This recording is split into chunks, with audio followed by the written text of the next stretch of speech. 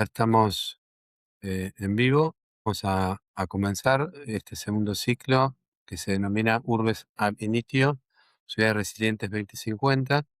Y le voy a ceder primero la palabra al fundador, a Guillermo Zurita, para que nos haga una breve introducción. Luego vamos a comenzar con este webinar.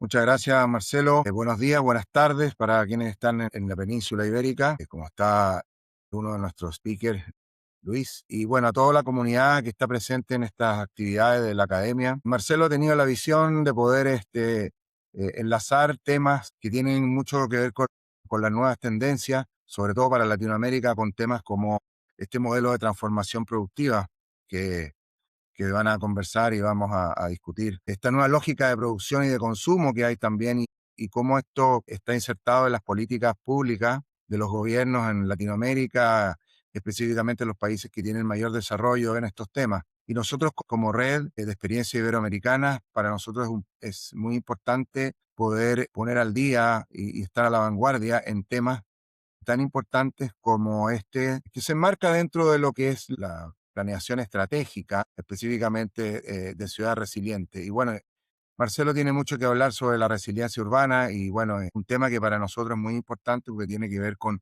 esta capacidad de adaptarnos a los problemas, a los embates que sufren las ciudades latinoamericanas, al cambio climático, cómo enfrentamos este cambio climático, cómo logramos llegar a cumplir los objetivos de desarrollo sostenible para el 2030, un desafío.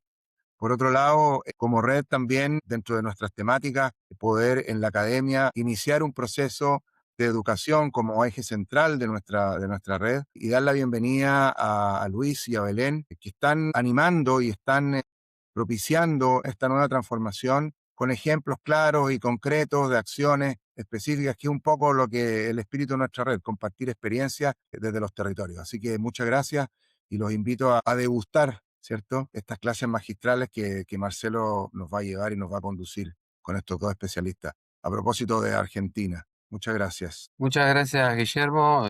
Desde Chile te estamos escuchando y bueno, sabemos que la red es internacional y que todos formamos parte de un gran equipo y hoy hemos invitado a dos expertos. También gracias a vos, a Nicole y a Edgar Arguello, que nos permite que esta transmisión sea en vivo también, y de eso se trata, de difundir la educación y la capacitación para todos aquellos asistentes que deseen sumar valor y conocimientos y experiencias de buenas prácticas. Gracias, Guille. Voy a compartir pantalla, voy a iniciar la presentación. Bueno, creo que la están viendo, así que vamos a comenzar hoy con el segundo ciclo que está vinculado a Urbis ab Initio, que son las ciudades resilientes, y vamos a hablar de economía urbana, vamos a hablar de gestión de activos, justamente, de cómo los planificamos y estas nuevas tendencias innovadoras. Y vamos a ver un poquito las normas internacionales que nos va a contar un poco Luis y Belén sobre lo que tiene que ver con el desarrollo de la economía circular, que sin duda se ha ido extendiendo cada vez más y hoy prácticamente es algo que, digamos, está naturalizado en todos los sectores, en la gestión de activos de todos los países, de todas las ciudades, de todas las economías. Así como también la incorporación de nuevos estándares urbanos, y en esto podríamos hablar un rato largo, y hoy nos vamos a enfocar a los estándares ESG y a la experiencia de una gran consultora y experta en este tema, así como las buenas prácticas del Parque Empresarial Austral. Quiero agradecer ante todo, además de la Academia REIVE y a los organizadores, a la Universidad Austral, a la Escuela de Gobierno, de Política de Gobierno y Relaciones Internacionales de la Universidad Austral por esta coorganización, y al Parque Empresarial Austral también, que han contribuido para que esto sea posible. Realmente estamos hablando de gestión ambiental de activos sostenibles y resilientes. Este es un gran tema que tiene que ver con la gestión ambiental sostenible de las grandes urbes o de las pequeñas y medianas, y centrado fundamentalmente en la gestión y conservación responsable de los recursos naturales. Pero esta gestión responsable, a su vez, debe garantizar la sostenibilidad de los recursos para las generaciones futuras. Entonces, vamos a ver distintos enfoques, distintas verticales que tienen que ver con cómo nos vamos enfocando en cada temática puntual, y hoy particularmente les voy a hablar algo sobre infraestructura circular y después Luis nos va a ampliar mucho más el tema. Y a su vez, esto tiene relación con los principios de Naciones Unidas para la inversión responsable, que se convierte en una base de marco y fundamentalmente de sustento para muchos de los principales gestores de activos e inversores que la utilizan para guiar sus estrategias de inversión. Y en esto también vamos a hablar de financiamiento, porque es muy importante entender que para la gestión de activos que vamos a utilizar el hard y el software son los procesos jurídicos, el hardware tiene que ver con específicamente cuáles son esos activos, pero a su vez cómo los vamos a utilizar, qué reglamentación vamos a utilizar y en cada caso cómo vamos a actualizar esos plexos jurídicos para poder justamente homogeneizar todo lo que es la gestión de activos, de ese soft y de ese hard.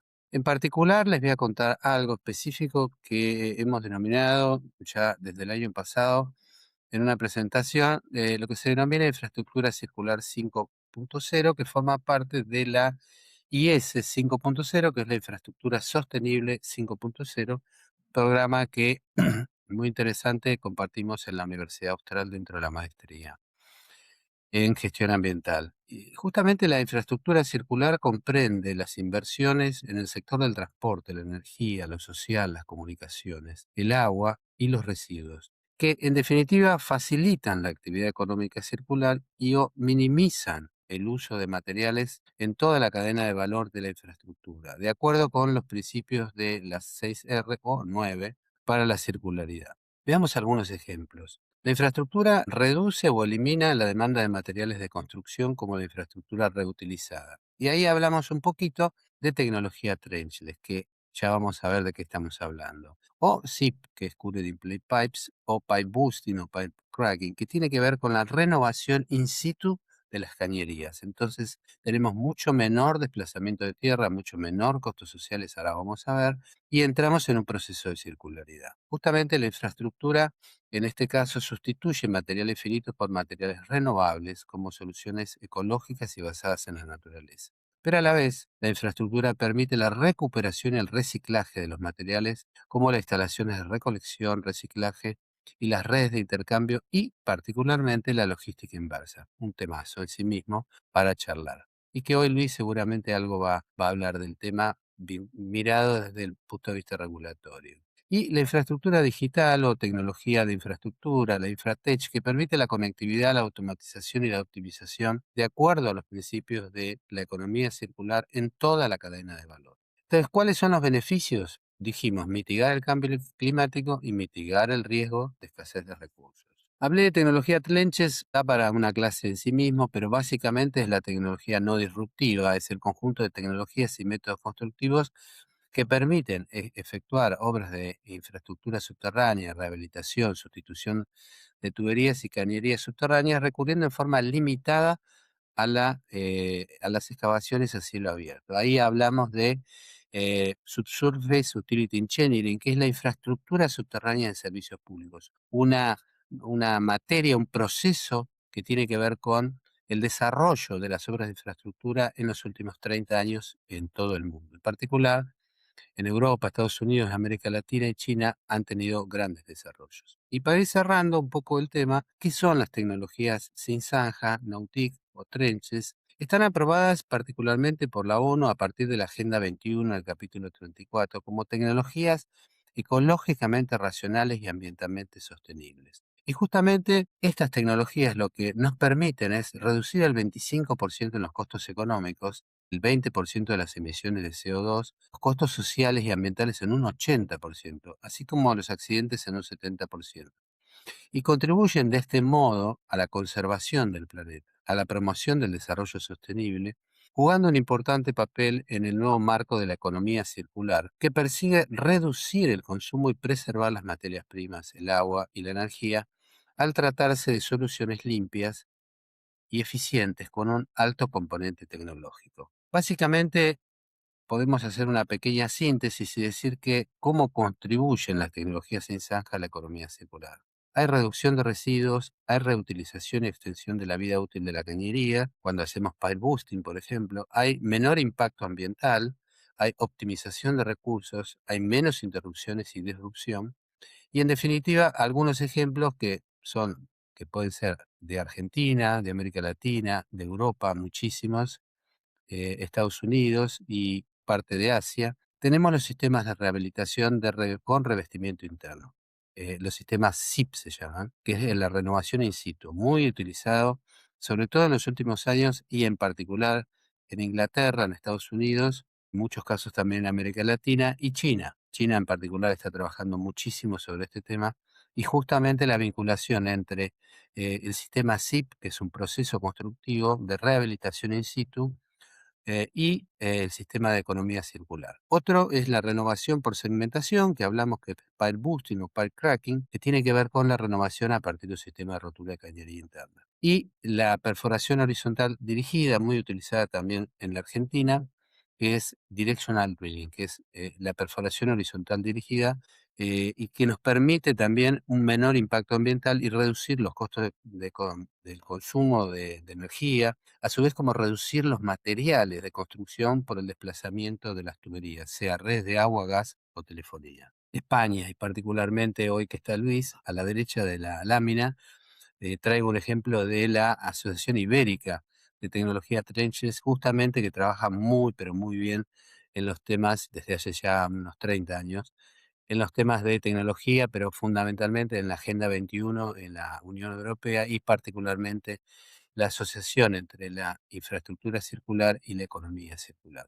Están hoy con nosotros y los voy a presentar Magíster María Belén Aliciardi, amiga como Luis y consultora y compañeros de trabajo y colegas. Consultora ESG, es directora de la maestría en política de gestión ambiental en la Universidad Austral, en la Escuela de Gobierno, y a su vez coordina los temas vinculados con ESG y las buenas prácticas en el Parque Empresarial Austral. Y luego vamos a presentar a Luis, que también es consultor en economía circular, profesor de varias universidades allá y consultor internacional en España, y particularmente autor de los libros sobre economía circular. Un placer, un privilegio contar con tamaños expertos y grandes amigos. Así que voy a dejar de compartir y le voy a hacer la palabra a Belén Aliciardi. ¿Qué tal? Muy buenos días a todos. Muchísimas gracias a la Academia Reive por la invitación y en este caso en la persona de Marcelo Zanoner por la misma. Un placer poder compartir también con Luis Lehmann la charla de hoy, con quien también hemos tenido el placer de trabajar juntos. Ahora bien, como bien decía ahí y también el director, digamos, de Reive, estos temas de tanto el de Luis de Economía Circular como el de ESG, obviamente que están íntimamente relacionados uno con otro, como vamos a ver ahora en las presentaciones. Y en mi caso yo voy a tomar el ejemplo partiendo de los principios de ESG que decía Marcelo en su presentación, a cómo se aplican de manera concreta en un parque empresarial austral. Para quienes no conocen el Parque Empresarial Austral, la Universidad Austral, aparte de tener en Pilar, provincia de Buenos Aires, un hospital austral, 9 facultades de grado y de posgrado, una escuela de negocios de renombre internacional, también tienen el Parque Empresarial Austral, que es un parque formado con más de 70 empresas, unos emprendedores, otras pequeñas, otras medianas y otras grandes empresas de diferentes sectores productivos, principalmente sectores de la salud, atento que tenemos el Hospital Austral. Y ahí en esa foto que les comparto ahí en pantalla, ahí pueden ver el panorama de lo que es la ubicación geográfica para darse una idea de las experiencias concretas que voy a contar en estos lugares. Lo que ven más abajo de la foto, eso es el Parque Empresarial Austral, y después del lado derecho, si ven ahí en la fotografía, eso es el Hospital Austral, ese edificio grande, y del lado izquierdo es la Facultad Austral, junto a todo su campus austral. Esto es un poco para imaginarse la aplicación de lo que les voy a comentar ahora. Ahora bien, como bien decía Marcelo, todo plan ESG en base a los principios ESG y así como también lo presentaba el director general, es parte de la Agenda 2030 y los Objetivos de Desarrollo Sostenible. Y uno puede hablar, cuando habla de estas agendas o de los principios, de tres fases o tres esferas que conviven y se interrelacionan entre ellas, que es lo ambiental, lo social y, en este caso, la gobernanza. Por eso las palabras ESG en inglés o ASG en castellano implican lo ambiental, lo social y la gobernanza. y sus correspondientes, digamos, palabras en inglés. Nosotros, para partir, digamos, de en mi rol de líder ESG del Parque Empresarial Austral, me tocó diseñar los primeros pasos de nuestro plan estratégico ESG con mirada al 2030, igual que la Agenda 2030. Y en el ámbito ambiental, lo primero que hicimos fue medir nuestra huella de carbono, que yo siempre digo que dato, digamos, dato mata relato, y necesitamos siempre todas las instituciones públicas, privadas, sin importar el tamaño, necesitan partir de una línea de base. Y para poder partir de una línea de base, necesitamos saber dónde estamos parados, ¿no? Y para saber dónde estamos parados, justamente nosotros lo que hicimos fue medir nuestra huella de carbono. Para poder medir nuestra huella de carbono, que ahora vamos a ver en las próximas filminas, de ahí tomamos decisiones estratégicas para ver qué vamos a hacer en base a nuestra propia huella de carbono. Por eso esto es algo que a lo mejor depende del sector productivo de cada una de las empresas. Y luego, en base a esto, tomamos decisiones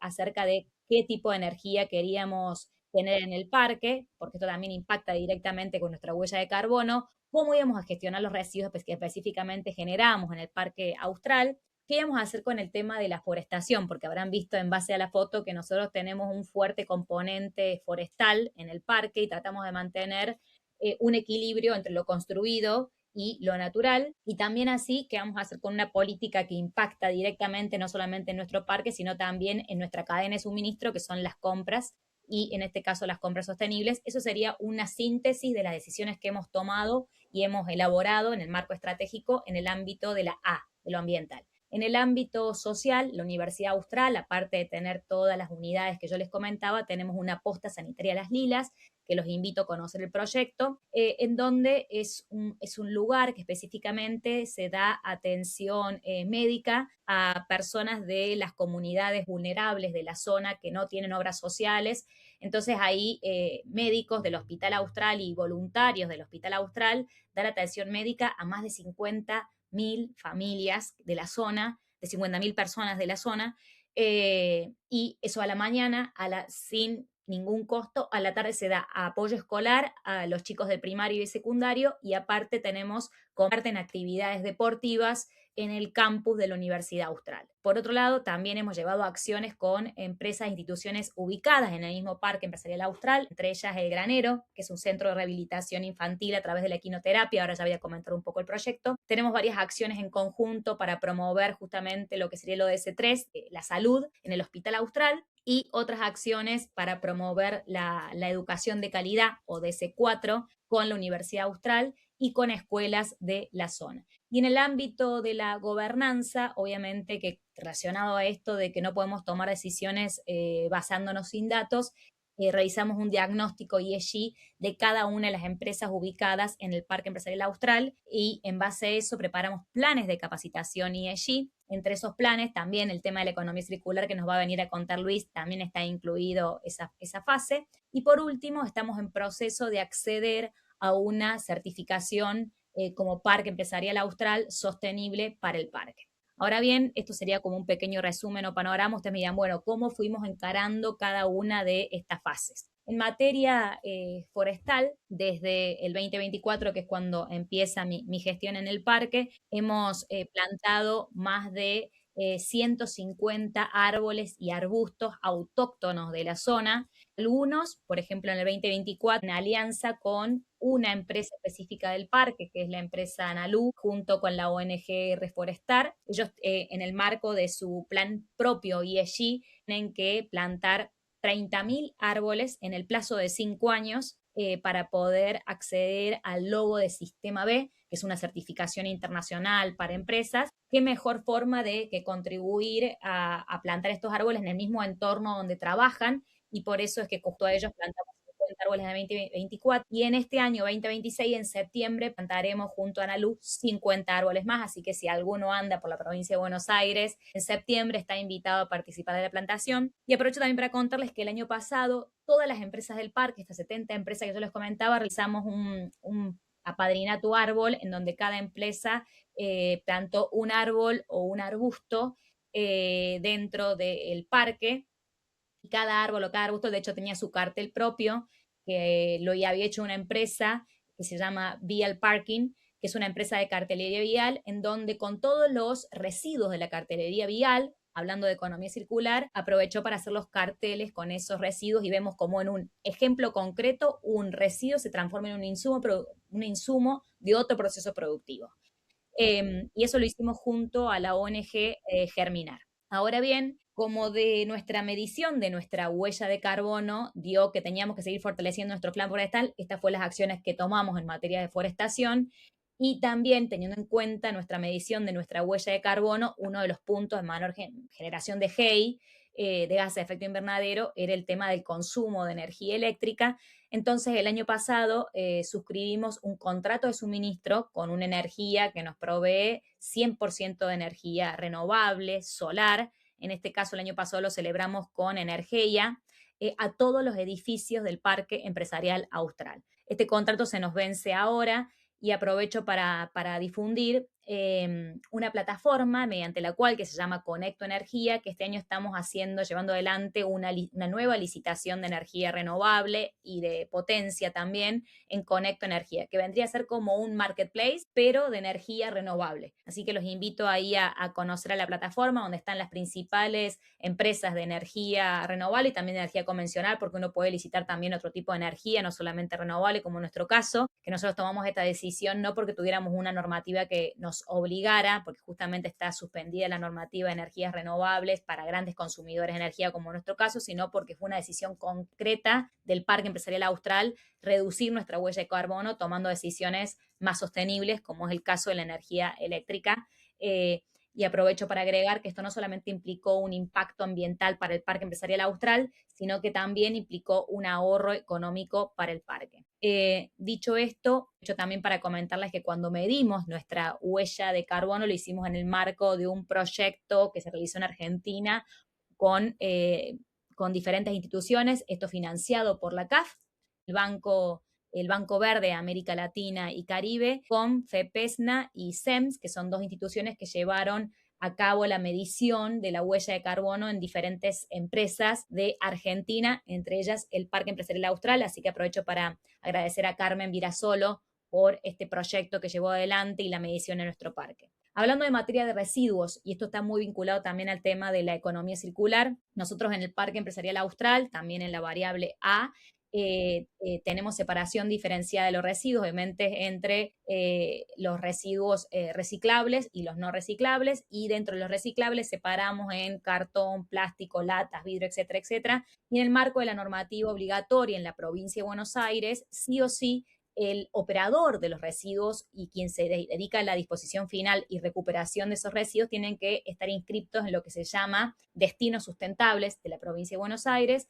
Y nosotros a partir de este año la disposición de residuos y tratamiento y reciclaje lo tiene la cooperativa Luchadores de la Vida. Así que también eso es un punto con lo que hemos mejorado nuestra gestión de residuos para lograr una mayor recuperación y que se apliquen realmente los principios de economía circular. Y a partir del año pasado también comenzamos dentro de la separación de los RAE, o sea, los residuos de aparatos eléctricos y electrónicos, con la cooperativa de trabajo ubicada muy cerca también de Pilar, que es Puro Scrap. Esa es una campaña que implementamos a partir del año pasado. Hacemos una vez una campaña al año. El año pasado logramos recuperar más de 200 kilos de RAE. ¿Qué hace esta cooperativa Puro Scrap con los RAE? Los que pueden ser reparados son donados a escuelas públicas de la zona y los que no pueden ser reparados son reciclados. Y para ir terminando con mi presentación, hablando del enfoque de la S, que es lo social, justamente comentarles que tenemos diferentes iniciativas, algunas con la Universidad Austral para fomentar el punto específico de alianzas entre la academia y el sector empresarial. Por otro lado, con la posta sanitaria Las Lidas tenemos diferentes campañas sociales que se llevan adelante para ayudar a la comunidad, entre ellas las campañas de agrigo, las campañas de útiles, las campañas navideñas. Y por otro lado, también con la Universidad Austral tenemos proyectos específicos con diferentes empresas ubicadas en el Parque Empresarial Austral para fortalecer a través de casos concretos de empresa el enlace entre la academia y la producción. El año pasado, por ejemplo, con Impact Hub, que es una empresa que tenemos ubicada en el Parque Empresarial Austral, ellos estaban llevando adelante un proyecto con Bayer y en base a ese proyecto habían elegido diferentes apps del eje de alimentos y del eje de la salud, en donde alumnos de la Facultad de Ingeniería de la Universidad Austral colaboraron para incluir mejoras dentro de esas apps elegidas como Bio. Entonces ahí vemos cómo hay una sinergia entre la academia y el sector empresarial. Y por último, aprovecho para contarles que dentro de las empresas ubicadas en el Parque Empresarial Austral tenemos la empresa El Granero, que es un centro de rehabilitación infantil con equinoterapia. Aprovecho que lo conozcan, donde con ellos justamente acompañamos y colaboramos y invitamos a la comunidad en 2 proyectos específicos que tienen en este centro de rehabilitación infantil. Uno es, ellos ahí mismo producen miel orgánica, y por otro lado, ellos producen a partir de los residuos de los caballos compost, y de hecho en las plantaciones que yo les comentaba recién, el compost que utilizamos es el del granero. Como vemos, se pueden hacer alianzas para potenciar estas cuestiones en nuestro caso. Por último, en materia de lo que es la gobernanza, todos los años hacemos una encuesta entre todas las empresas del parque empresarial para ver en dónde están, cuáles son sus dificultades para poder ayudarlo a superar esas dificultades y para poder sinergizar entre las mismas empresas del parque, porque a veces puede pasar que hay tantas empresas que no se conozcan entre ellas y no pueden surgir alianzas, entonces tratamos de hacer ese enlace o alianza entre las empresas del parque y hacemos diagnósticos ESG, y tenemos un comité de sostenibilidad formado por empresas del parque para ver la posibilidad o qué alianzas son las más factibles para implementar en el parque. Y como les comentaba, este año estamos,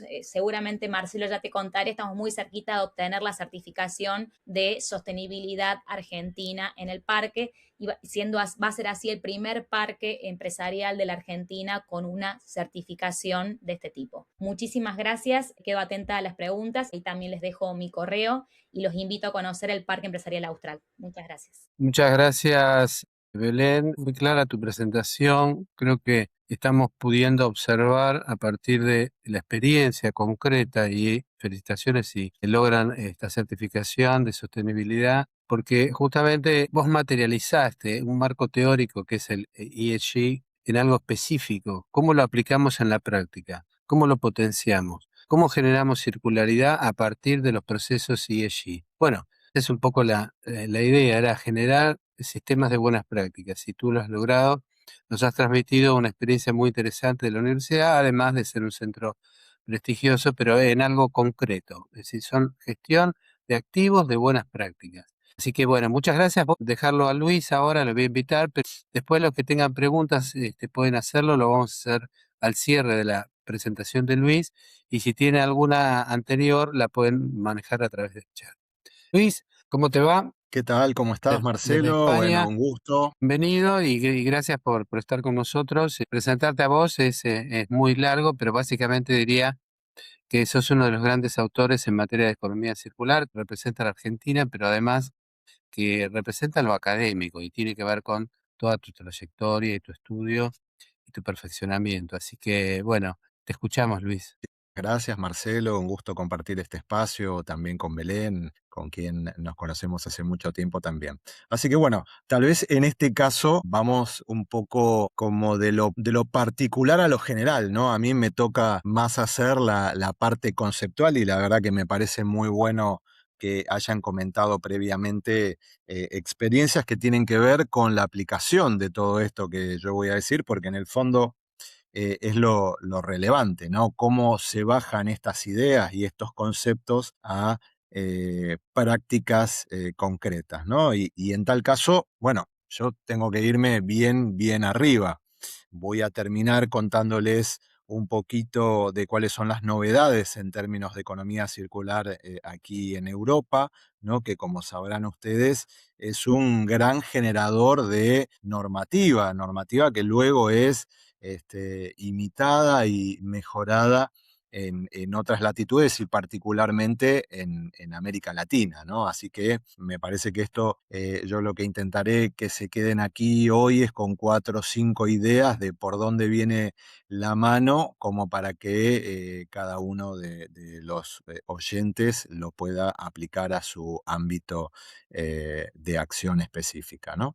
Y bueno, y obviamente hacer una pequeña caracterización. Todo esto tiene una aceleración muy grande a partir del año 2020. Para mí creo que es el año bisagra, si bien se empieza a hablar de economía circular como tal en diciembre del 2005 con la COP21, para la cual la Unión Europea presenta el primer paquete normativo de economía circular que hace muy poquito cumplió 10 años. Entonces, bueno, con ese tiempo, largo tiempo que tuvimos particularmente en los países de Hispanoamérica para reflexionar sobre los distintos temas, ¿no? Por la pandemia del COVID, nos dimos cuenta de que había un montón de situaciones que se estaban dando, entre ellas el cambio climático, la posibilidad de un colapso de la biodiversidad, lo que se agrava, ¿no? Y pareciera como esto, como que las crisis se van encadenando, ¿no? Con una invasión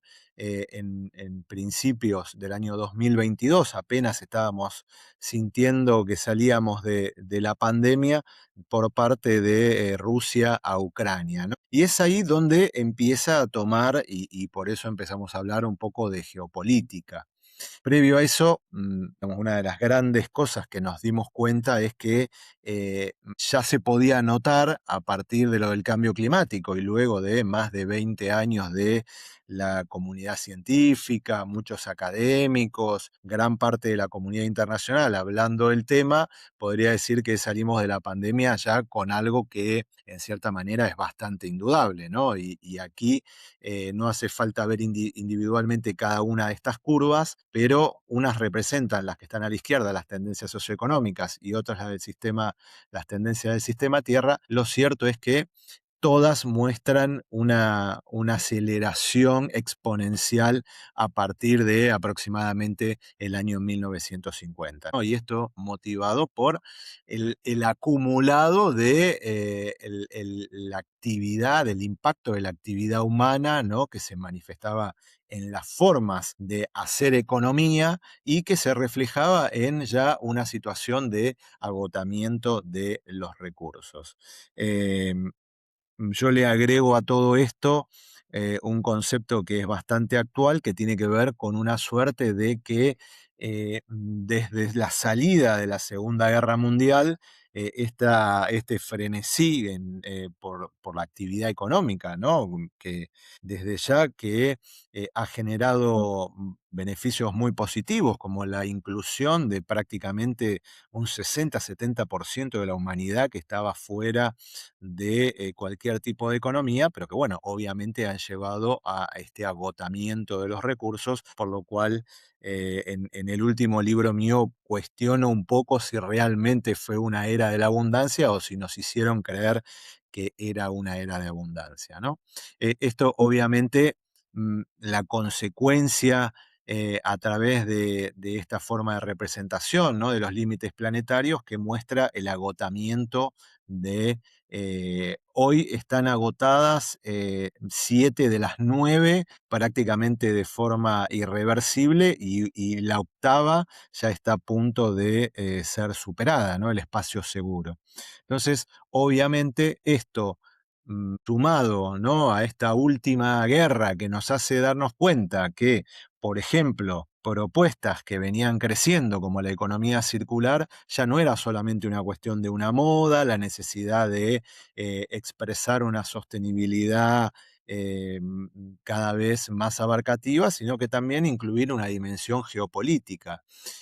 Cambio climático, como decíamos hace unos instantes, escasez de recursos, tensión de las cadenas de suministro, aumentos de los costes de energía, dependencia estratégica. Conclusión, todo esto nos hacía aparentar de que, bueno, de que ya no era posible seguir consumiendo y haciendo actividad económica como se hacía hasta ese momento, ¿no? Entonces, en tal caso, empezamos a darnos cuenta de que existía una globalización económica que, lejos de voces alarmistas, ¿no? Que hablaban de que se iba a terminar, lo cierto es que sí se ha, en cierta manera, acotado un poco, ¿no? Lo que al mismo tiempo representa una oportunidad de poder hacer más con las mismas cosas. Esto que dicen, bueno, hacer más con menos,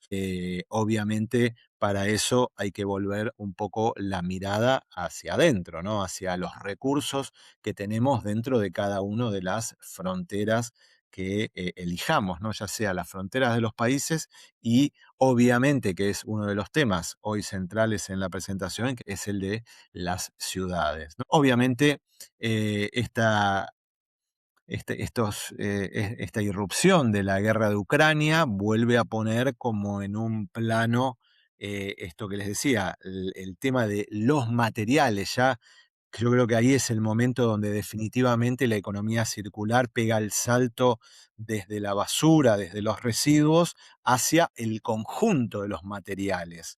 Y bueno, creo yo que obviamente esta situación de agotamiento, estas crisis sucesivas, nos hacen ver la necesidad de un cambio de paradigma, ¿no? Y como decía Einstein, no podemos resolver nuestros problemas con el mismo pensamiento que utilizamos cuando los creamos. Esto obviamente, si seguimos haciendo las cosas de la misma manera, sería estúpido pensar que vamos a obtener resultados distintos. Por eso creo yo que es el momento de implementar nuevos modelos. Y cuando hablamos de nuevos modelos, hablamos de nuevas economías. Y seguramente muchos de nosotros habremos escuchado hablar de economía del bien común, economía ecológica, colaborativa, del decrecimiento, de la simbiosis industrial, de que veo que también ahí en el parque tecnológico lo están haciendo, economía rosquilla o de la dona, economía solidaria, economía verde, de las cuales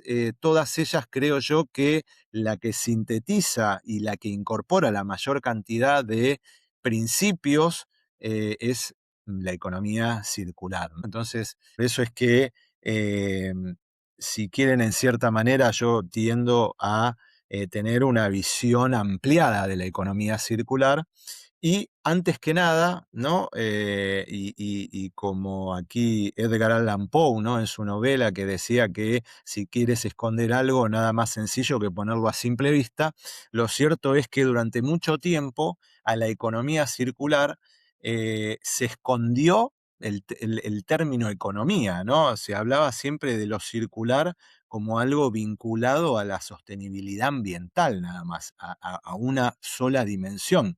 Y lo cierto es que, fíjense cuál es la definición clásica de la economía, que es la ciencia social que estudia la forma de administrar los recursos disponibles para satisfacer las necesidades humanas. Para ello, analiza el comportamiento, las decisiones y las acciones de las personas, empresas y gobiernos respecto de la producción y el consumo. Tiene absolutamente que ver con esta conversación que estamos empezando a tener, ¿no? Y por ende, y volviendo al tema de la necesidad de también que tenga preponderancia la dimensión económica, si no da beneficio, no va a tener posibilidad de prosperar. Por ello, y para dejarles mi definición de economía circular, que es la que justifica todo lo que he hablado hasta este momento, ¿no? Para decir que es mucho más allá que la gestión de los residuos, es un nuevo modelo económico de producción y consumo que promueve el desarrollo y la generación de valor a partir del desacople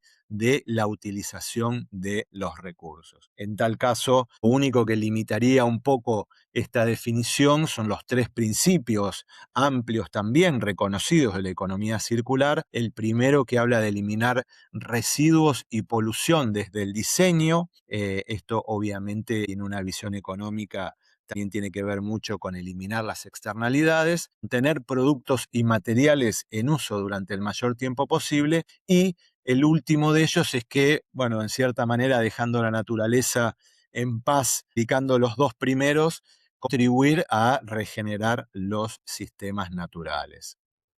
Esto un poco es digamos, una diferenciación entre lo que es la actual economía lineal. Cierto reconocer que todavía en más de un 80% seguimos moviéndonos en una economía lineal, por lo cual es importante tener esto en cuenta y poder avanzar hacia una economía circular. Parte de las conversaciones también que actualmente hacen que la economía circular tome fuerza es esto de que se ha transformado en la herramienta para materializar un desarrollo sostenible, ¿no? Este desarrollo sostenible que es el punto de encuentro entre estas tres dimensiones, ¿no? La ambiental, la social y la económica, que desde ya son fundamentales para cumplir con los objetivos de desarrollo sostenible y, como les decía yo, para poder contribuir a esta sostenibilidad, evitar el cambio climático. La economía circular es la principal herramienta. Beneficios, yo creo que en líneas generales están bastante claras. Hay beneficios beneficios económicos, medioambientales, para nosotros los ciudadanos. Aquí sí empiezo y más allá de cuestiones generales, a plantearles cosas a tener en cuenta. El año pasado ya se aprobó en el estándar internacional reconocido a nivel global de la economía circular, es la familia de las normas 59.000, y que si bien todavía no es una certificación de obligado cumplimiento, están dando los pasos necesarios para que lo sea. Esto lo que tiene de bueno, y bien obviamente y en términos técnicos, lamentablemente esto lleva mucho tiempo elaborarlo. Prácticamente este equipo se constituyó hace más de 6 años y lo que decía es, a veces pareciera que se queda corto, pero bueno, la verdad que ha sido un esfuerzo global que creo que cada vez va a ir siendo más abarcativo y más representativo. Desde ya que obviamente cuando hablamos de tres dimensiones, también hablamos de los tres principales actores de la actividad económica: la empresa, el Estado y la sociedad. Dentro de estos tres, yo creo que obviamente lo estadual tiene un rol muy importante. Para ya empezar lentamente a hablar un poquito de Europa, obviamente aquí se dieron cuenta, fueron los primeros que tuvieron la visión de decir, bueno, acá hay una transformación de la economía. Si nosotros queremos liderar esa transformación, hay que hacer un cambio en la dirección de la sostenibilidad y la digitalización. Por eso el Pacto Verde Europeo, que se lanzó en el año 2019 y que es un conjunto de normativa cada vez más denso, que bueno, obviamente esto tiene la ventaja de estar avanzando muy fuertemente, pero por el otro lado también tiene algunos riesgos como los de la excesiva burocratización y a veces esto termina también trabando muchas cosas. Pero bueno, es el desafío muchas veces de innovar en terrenos en los cuales no había demasiado antecedente. Y esto tiene me parece yo, un hito bastante destacable. En septiembre del 2024, el informe Draghi, ¿no?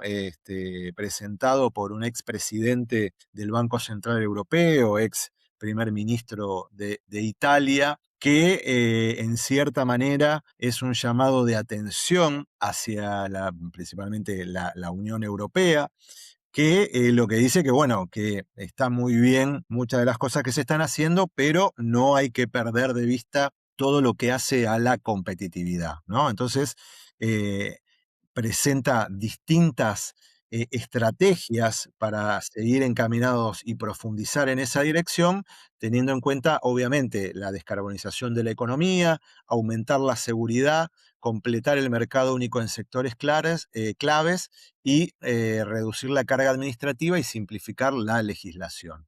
Y esto es 100% compatible con digamos, las percepciones de la ciudadanía y esta dirección que empieza a tomar la Unión Europea hacia el tema que es central en la presentación, que es el de la nueva ley de economía circular. Entonces, hoy está bastante claro, por lo menos en los ciudadanos de Europa, esto entre el 80 y el 90% coinciden, es que es necesario y urgente realizar un cambio. Hay un consenso mucho más amplio. claramente se visualiza una interdependencia entre economía y medio ambiente y aumentan obviamente las exigencias a gobiernos y empresas en función de esto, ¿no? Y obviamente se visualiza que nuestro comportamiento como ciudadanos y, digamos, si quieren, en lo económico, como consumidores, tiene impacto en las decisiones cotidianas. Eh, en este rol, las ciudades son fundamentales, ¿no? Porque, bueno, agrupan a la mayor cantidad de población y consumen la mayor cantidad de residuos. Por ello es que me parece a mí que es en el ámbito donde mejor se está desarrollando la economía circular y la verdad que está habiendo muchas metodologías para poder bajar la economía circular a las ciudades. Aquí simplemente menciono dos, los 15 pasos circulares para ciudades. Esta es una recomendación del Banco de Inversión Europea y la Federación Española de Municipios y Provincias también tiene su estrategia de economía local, estrategia de economía circular local, que también a través de distintos pasos, la verdad que facilita mucho a los gestores públicos que puedan implementar la economía circular. En tal caso, solo mencionar que las ciudades como puntos focales de esta economía circular tienen que tener un mayor nivel de ambición, en que tener en cuenta que la economía circular no es solamente una gestión de residuos o algo que tiene que ver con la basura, sino que es un nuevo modelo de producción y consumo y por eso es transversal a todas las políticas públicas de ciudad. Por eso creo yo que tiene que tener más un papel transversal, como lo pueden ser las políticas climáticas, y no solamente tenerlo acotado a un departamento, y obviamente para ello debe haber una estrategia común. En principio pareciera que uno habla simplemente de las cosas positivas, desde ya que hay un montón de desafíos, hay un montón de barreras culturales, regulatorias, tecnológicas, de mercado, del sector económico propiamente dicho. Es decir, el que ha tenido beneficio con este tipo de economía, con la economía lineal durante los últimos 70 años, va a hacer lo posible si nadie lo controla, si nadie le exige, si nadie lo regula, para seguir maximizando ese beneficio. Por eso, obviamente, es muy importante el rol que asumen los ciudadanos y el Estado para empujar a las empresas a que realicen este cambio, ¿no? Simplemente mencionarlo como un título, para ello creo yo que una herramienta muy importante son los distintos procesos de compra pública que también se pueden realizar en el marco de las empresas, ¿no? Compra pública sería la forma de describirlo, y la compra pública, si quieren específicamente del sector público, por ejemplo, en Europa tiene un peso del 15% del PBI, por lo cual tiene la posibilidad de traccionar muchísimo lo que sucede en la economía. Y en tal caso, mencionar, y si bien todavía no hay un marco específico para la compra pública circular, sí hay algún marco para la compra pública sostenible, y que lo cierto es que la compra pública circular va bastante más allá que la compra pública sostenible, ya que empieza a tener en cuenta aspectos, digamos, como el ciclo de vida, la durabilidad de los activos, la posibilidad de repararlos. Obviamente tiene que ver con otra forma de contabilizar a estos activos, porque si una máquina que compramos, independientemente de que pueda durar 20 años, a los 5 años vale cero,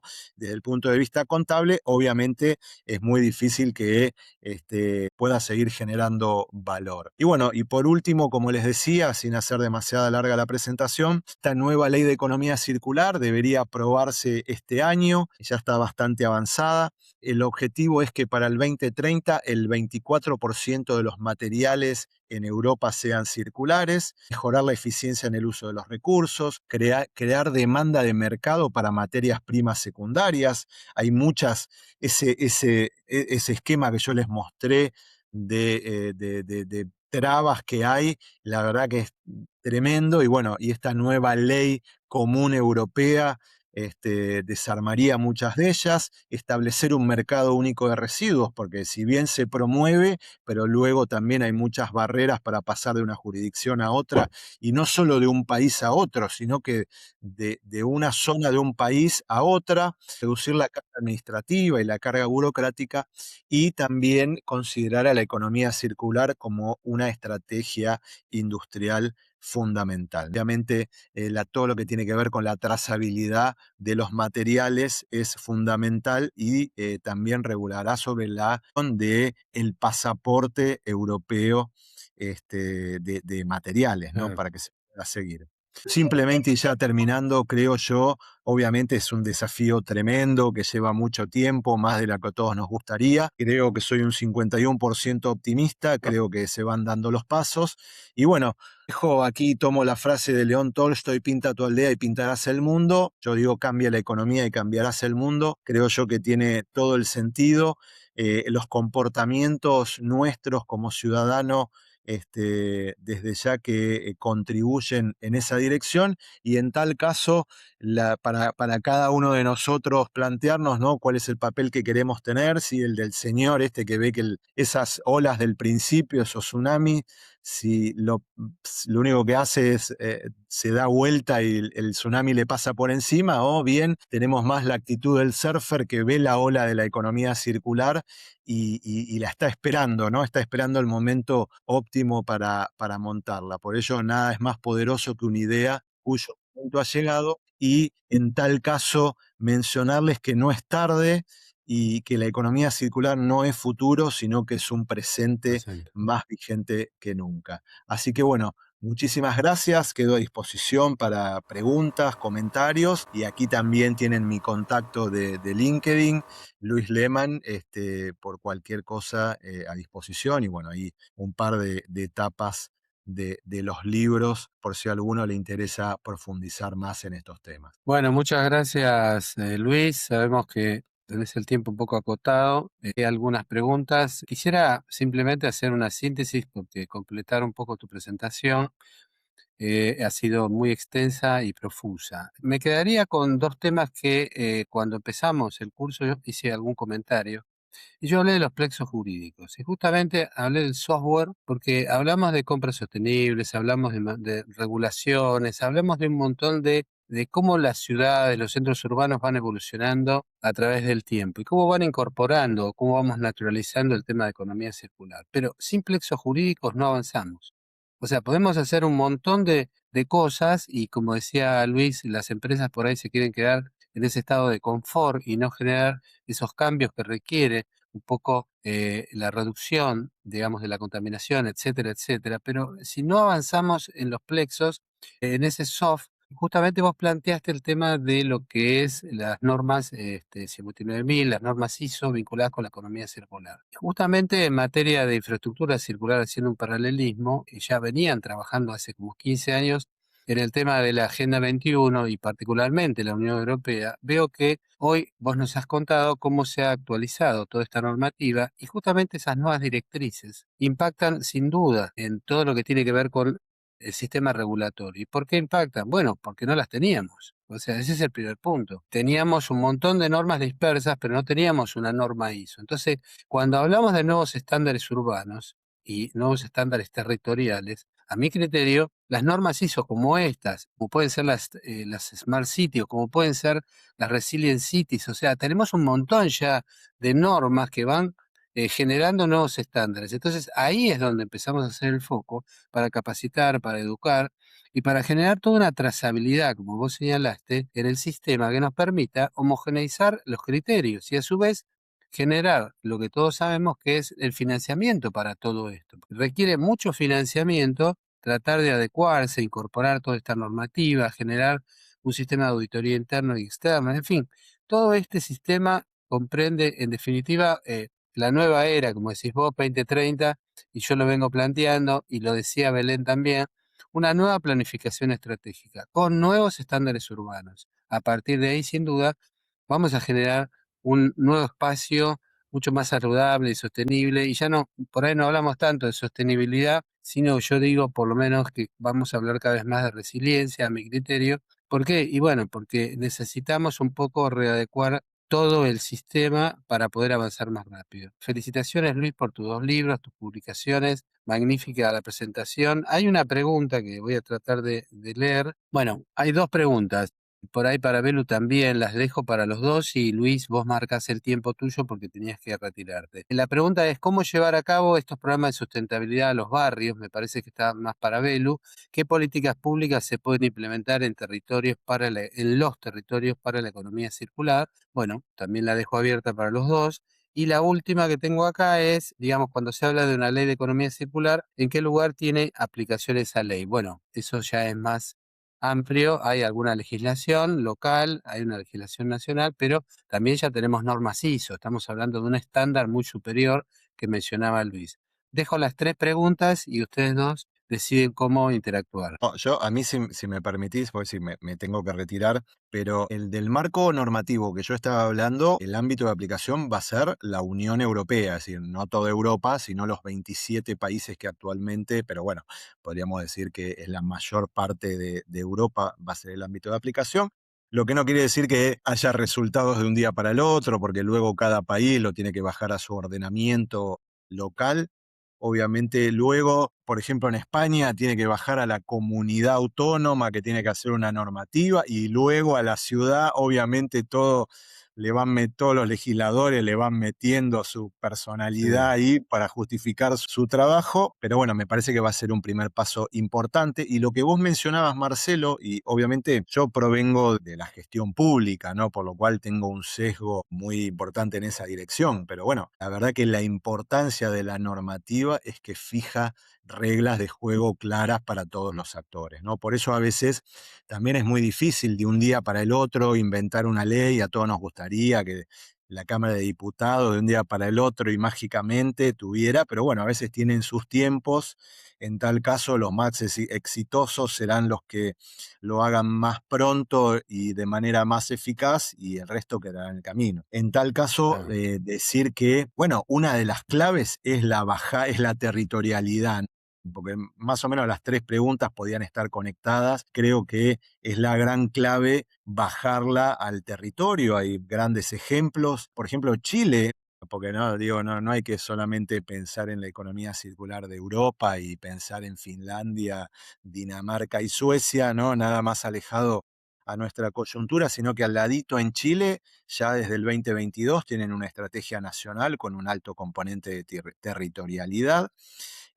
Así que en tal caso eso depende de la creatividad. Y por otro lado también, lo que pasa es que bueno, a veces por el tiempo uno no da, creo yo que el ámbito de la ciudad es donde se pueden discutir estos temas y generar tanto la innovación normativa como la capacidad de poder bajarlo a tierra. Así que bueno, yo en tal caso pediría disculpas, ¿no? Porque tengo otro compromiso. La verdad que ha sido un placer compartir con ustedes. Como les decía, queda mi LinkedIn a disposición, muy fácil. En LinkedIn ponen Luis Leman, me van a encontrar Economía Circular, me encuentran seguro. Y bueno, nada, lo que necesiten a disposición.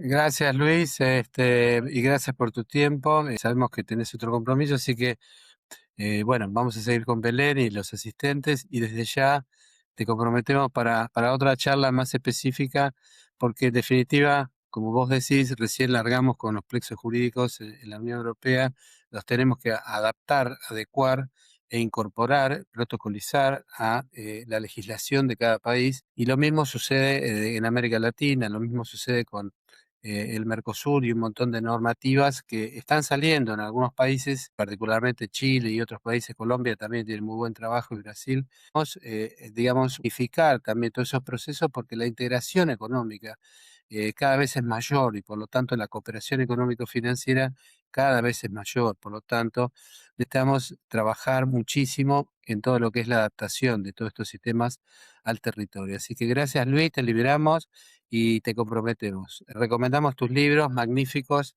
los dos. Así que muchas gracias. Muchísimas Belu, gracias. Un a saludo. vos. Bueno, acerca Gracias a todos por las preguntas y los aportes. Con respecto a este punto de cómo llevar a cabo estos programas donde vienen en los barrios, está bueno porque yo siempre digo que tenemos que ir y es mucho más fácil aplicar algo concreto yendo desde lo más chico, ¿no? Hacia lo más grande. Y siempre digo en este punto de que aprovechemos en nuestro caso de Argentina, pero esto se puede replicar en general, del federalismo, que no esperemos que otros hagan las cosas para empezar a tomar los primeros pasos. Obviamente que, como yo comentaba, en cualquier barrio, atento a que la realidad de los barrios no es la misma en un lugar que en otro, para mí hay que partir de los datos, de esa línea de base que yo contaba como hicimos en el parque. Entonces, para mí lo primero que hay que hacer en un barrio es hacer un relevamiento local de temas de energéticos, de temas de residuos. Me parece que esos son dos de los principales puntos, infraestructura del barrio. Esos son algunos de los principales puntos que hay que relevar en el barrio para poder tomar las decisiones adecuadas y no hacer cuestiones que puedan parecer que son de greenwashing, ¿no? O de bluewashing, mostrando que el barrio es sostenible y no lo es, y es como una cáscara de huevo que no contiene lo que necesitamos de verdad. Entonces, si queremos tomar decisiones serias, me parece que lo primero es hacer un estudio estratégico, ya sea vía encuesta, con datos, y en base a eso tomar decisiones. ¿Con qué empezaría? El tema, a lo mejor, de los residuos es un tema complejo, pero justo esta semana me junté con unas alumnas ahí de la universidad que tienen una iniciativa en materia de trazabilidad de residuos que se llama Scrappy, y me comentaba que habían hecho el piloto el año pasado en un barrio de La Plata. Este piloto específico permitía, digamos, que tanto el municipio como los vecinos y como la cooperativa que se encargaba de la recolección de residuos tuviesen todos los datos en una plataforma pública acerca de relacionado a cantidades de residuos. El paso que estaban ahora era colocar como unos códigos QR a los residuos para ver si ese vecino había clasificado correctamente los residuos y qué cantidad de residuos producía ese vecino. ¿Para qué? ¿Para qué necesitaban esos datos? Para ver, porque en La Plata están modificando toda su normativa de residuos, y empezar a premiar a aquellos vecinos que clasificaban correctamente, o sea, darles incentivos concretos por clasificar correctamente y disminuir la cantidad de residuos producidos por cada uno de esos. Y para eso había separación diferenciada. Así que este caso los invito a conocer el caso de Scrappy en este barrio del centro de La Plata. Me parece una iniciativa interesante. Y en materia también de barrios, hay un montón, hoy hablando que también hay a lo mejor un montón de barrios privados, pero se puede implementar en barrios privados y en barrios no privados. Lo digo porque una cosa es empezar a hablar de infraestructura comenzando de cero, que tener que reconvertir la infraestructura cuando no ha sido planificada de esa manera. A lo mejor hoy en algunos barrios hoy están buscando, como se están creando de ceros, crear la infraestructura ya resiliente desde el inicio, ya tener planes de forestación autóctona desde el inicio, obligar a los vecinos a tener tal o cual árbol, depende de la zona, edificar teniendo en cuenta las variables vinculadas al clima, al nivel de lluvia. Me parece que el dato es un activo muy preciado y en base al dato tenemos que construir estas políticas o vinculadas, como yo les decía, a infraestructura, a residuos, mapear los resultados, monitorearlos. El tema de energías renovables, hoy por hoy, y más hablando de los aumentos de energía y para evitar los cortes, un montón de barrios y vecinos están empezando a implementar, digamos, energía distribuida renovable. Me parece que también ese es un punto y un desafío a tener en cuenta. En muchos barrios tienen, por ejemplo, recolección de agua de lluvia, o porque quieren para regado de calle, regado de, no sé, canchas de golf, de escuelas, lo que sea. Me parece que trabajar en el tema de la huella hídrica también es un punto relevante, así como la huella energética, no dejarlo, digamos, para un paso. Se pueden tomar pequeñas acciones con grandes impactos de manera gradual porque no podemos abarcar todo. Entonces, primero tenemos que mapear los desafíos de ese barrio y después empezar a tomar acciones concretas y trazables en cada uno de esos desafíos. Yo empezaría por ahí. Muchas gracias, Belu, muy claro. Bueno, vamos a ir cerrando. Un comentario más también de Carlos, vinculado con, digamos, se habla él del cambio climático, tecnológico, geopolítico y de los encadenamientos, de alguna manera, el vínculo continental hacia la bioconstrucción, la energía renovable, etcétera, y cómo se puede fortalecer de alguna manera estas gobernanzas nacionales y regionales. Bueno, yo diría que sin duda, se puede fortalecer a través de distintos puntos, uno in y otro out. Lo in tiene que ver con cómo fortalecer, por el caso de Argentina, las economías regionales y a partir de la reforma constitucional de 94 y a partir de esas unidades institucionales, esas unidades regionales, vamos a empezar, ya lo estamos viendo hoy a través del sistema del RIGI, con un montón de inversiones que ya no tienen que ver con una provincia, sino con esa palabra que utilizaste, Carlos, que es el encadenamiento. Sin duda, esa trazabilidad empieza a vincular la región, ya no la provincia solamente. Y esa región también se va ampliando hacia el vecino, esa nueva tipología que siempre explicamos, que tiene que ver con las tipologías y los clústeres regionales, pero también los internacionales, la posibilidad de integrarnos con Chile, con el corredor, con distintos corredores, el que está planificándose también en San Juan, que no tiene que, es un corredor que va a tardar unos años en construirse, una obra de infraestructura magnífica, pero que tiene que ver con esa integración, con esos nuevos nodos y esa bioconstrucción que vos mencionabas. Bueno, todo eso tiene que ver con el presente, ya no con el futuro, porque estamos trabajando hoy, como dijo Belén, como dijo Luis, para que esto sea presente. Pero sin duda también tenemos que hacer un derrame de los proyectos jurídicos a las provincias. Esto no es tan sencillo. Tenemos legislaciones distintas, somos un país federal, en el caso de Argentina, y tenemos que ir también generando capacidades. Y en esas capacidades, bueno, algo de lo que estamos haciendo hoy tiene que ver con la difusión de todo lo que nos falta. También tenemos que ir aplicando esas normas ISO que señalaba Luis, también tenemos que irlas aplicando en cada municipio, en cada ciudad, en cada empresa, o sea, ¿cómo la bajamos a la realidad? Bueno, ya tenemos normas y directrices, pero tenemos por 3 o 4. En el caso de Europa, por ahí está un poquito más avanzada, y América Latina también en algunos países individualmente, pero tenemos que hacerlo también en forma continental, y particularmente en el Mercosur, a partir de este acuerdo Unión Europea-Mercosur. Es mucho más visible la necesidad de tener que generar normas dentro del mercado común, porque ese acuerdo nos hace a su vez competir y tenemos que competir con las mismas normas y la aplicación de mis nuevos estándares, pero con los mismos estándares vis a vis. Entonces, ese trabajo es el trabajo pendiente y bueno, mucho de eso lo estamos haciendo con las universidades, con la academia, como dice Belén también, con todo el trabajo que viene haciendo sobre compras sostenibles, sobre toda la regulación, no solo de Argentina, sino de América Latina y toda su experiencia. En síntesis, estamos bien encaminados, creo que las experiencias que nos contó también Belén tienen que ver con la realidad, no con un proyecto, con algo, sino ya con buenas prácticas de gestión en el sector público-privado. Y ahí vemos ese sistema de asociatividad público-privado que es un circuito virtuoso que nos permite creer que vamos a ir cada vez mejor. Así que quiero agradecerte, Belén, quiero agradecer a la Universidad Austral, a la Escuela de Gobierno, al Parque Empresarial Austral, a la Academia REIVE, a Guillermo también Zurita, que nos acompañó hoy, a Edgar Arguello, a Luis, que se tuvo que retirar. Sembremos esto como un punto de partida. Me parece que tenemos que seguir trabajando con casos de buenas prácticas y bueno, le invito también a Belén a seguir participando de otros eventos que vamos a hacer próximamente con otras universidades, pero ya interuniversitario, a partir de experiencias puntuales de cada sector académico. Lu, te agradezco a todos los asistentes que han permanecido, a los que están en vivo también, que lo están viendo a través del canal de YouTube. Muchas gracias a todos, muchas gracias por la participación, por la asistencia, por las consultas, y estamos abiertos a seguir evacuando aquello que tenga que ver con nuestra experiencia y nuestro conocimiento. Belén, te dejo el cierre también a vos. Bueno, muchísimas gracias a todos. De nuevo, agradecer a la Academia Reive, a vos, Marcelo, a Edgardo, a Edgar, perdón, a todos por la invitación y sobre todo a todos los que están escuchando. Ojalá que estas charlas tengan un efecto multiplicador y comencemos porque pequeñas acciones, que bueno, todos compartimos el mismo espacio, necesitamos eso. Ahí justo me estaban preguntando dónde encontrarme. Bueno, en LinkedIn, como María Belén Aliciardi, me van a encontrar. Ahí difundo todas las actividades que llevamos adelante, tanto en la universidad como fuera de la universidad. Y bueno, me parece que lo más importante es desafiarnos todos los días y animarnos a contribuir en la medida que podamos en estos pequeños campos que tienen un gran impacto.